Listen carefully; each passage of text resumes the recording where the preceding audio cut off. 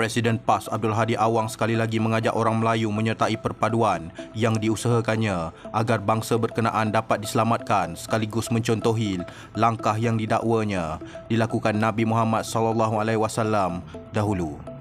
Kata Abdul Hadi, ketika ini orang Melayu ditipu secara terang-terangan akibat sikap lalai serta jahil masing-masing. Tambah ahli Parlimen Marang itu, orang Melayu menjadi mangsa dalam langkah politik negara selain menghadapi masalah rasuah, keruntuhan moral dan lain-lain termasuk perpecahan dalam hal cabang agama serta perebutan harta. Kaum Melayu dipermain-mainkan dan ditipu secara terang-terangan dalam kejahilan serta kelalaian mereka, katanya dalam hantaran di media sosialnya. Abdul Hadi yang pernah dilantik sebagai Duta Khas Bertaraf Menteri dalam kerajaan sebelum ini menegaskan orang Melayu tidak boleh membiarkan kuasa politik yang masih ada terlepas kerana jahil dan leka. Tamatkan keadaan hari ini dengan perpaduan bangsa Melayu Islam seperti mana Rasulullah SAW memulakannya dengan perpaduan bangsa Arab, katanya. Gesaan Abdul Hadi dan PAS ke arah perpaduan berteraskan Melayu bukanlah baru. Ia semakin ketara dibuat parti itu selepas berakhirnya PRU ke-14 pada 2018 dan menyaksikan PAS bekerjasama dengan UMNO melalui Muafakat Nasional. Keputusan PRU ke-15 tahun lalu menyaksikan PAS tercicir daripada kuasa sebagai kerajaan pusat.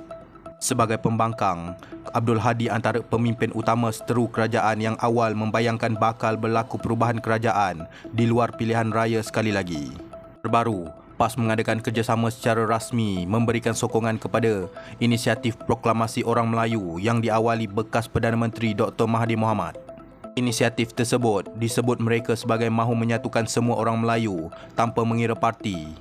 Bagaimanapun, setakat ini Bersatu yang menjadi rakan PAS dalam PN belum menyatakan sokongan mereka kecuali melalui beberapa pemimpin parti terbabit atas kapasiti peribadi. Menurut Abdul Hadi, PAS menyokong inisiatif Mahathir untuk menemukan para pemimpin, ilmuwan, parti politik, pertubuhan, bukan kerajaan, NGO dan orang-orang yang berpengaruh dalam kalangan bangsa Melayu. Pada masa yang sama, Abdul Hadi menggesa pihak yang tenggelam kerana menghalalkan segala cara untuk mencapai matlamat agar diketepikan. Golongan terbabit, dakwa ahli politik berusia 75 tahun itu lagi turut menyerang secara peribadi tokoh Melayu yang berjaya dalam politik, ekonomi, akademik dengan pelbagai ungkitan dan sindiran. Hadi juga mendakwa masyarakat bukan Islam dan bukan Melayu adalah golongan yang terbesar menjadi penyakau serta terlibat dalam kegiatan rasuah. Melayu yang bekerjasama dengan golongan terbabit, tambah Abdul Hadi, termasuk golongan cendekiawan yang meletakkan otak di dalam perut. Ia juga mengumpamakan Melayu yang cendekiawan terbabit seperti kera. Pada masa yang sama, mereka itu bersekongkol dengan kalangan yang nyata bukan Islam dan bukan Melayu yang paling besar dan banyak penyakaunya, paling ramai yang kaya raya, menjadi penyumbang dan penerima rasuah. Bahkan, turut bersamanya kalangan orang yang ekstrim politiknya terhadap Islam dan Melayu, kalangan media yang membawa suara syaitan yang menggoda orang Melayu dan kalangan ilmuwan yang otaknya diletak ke dalam perut. Mereka melompat laksana kera yang bergayut di mana pokok yang lebat buahnya termasuk buah beracun dan memabukkan, katanya. Rekod sebelum ini, Abdul Hadi pernah mendakwa kalangan orang bukan Islam dan Melayu adalah golongan yang terlibat dalam kegiatan rasuah, sama ada sebagai pemberi atau penerima. Dakwaan itu dikatakan dibuat berdasarkan kepada kajian peringkat PhD sebuah universiti tempatan. Bagaimanapun, pengerusi PN Muhyiddin Yassin kemudian mengendurkan polemik tersebut dengan menyatakan amalan rasuah tidak terhad hanya kepada penganut agama atau bangsa tertentu.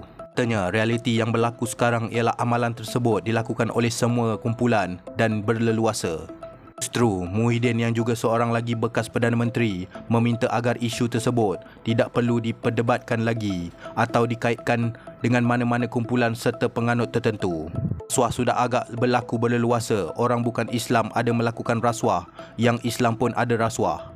Saya rasa mungkin ia tidak perlu orang debatkan. Realitinya itu sedang berlaku, katanya semasa menghadiri perasmian Muktamar PAS ke-68 di Kota Sarang Semut, Alor Setar 3 September tahun lalu.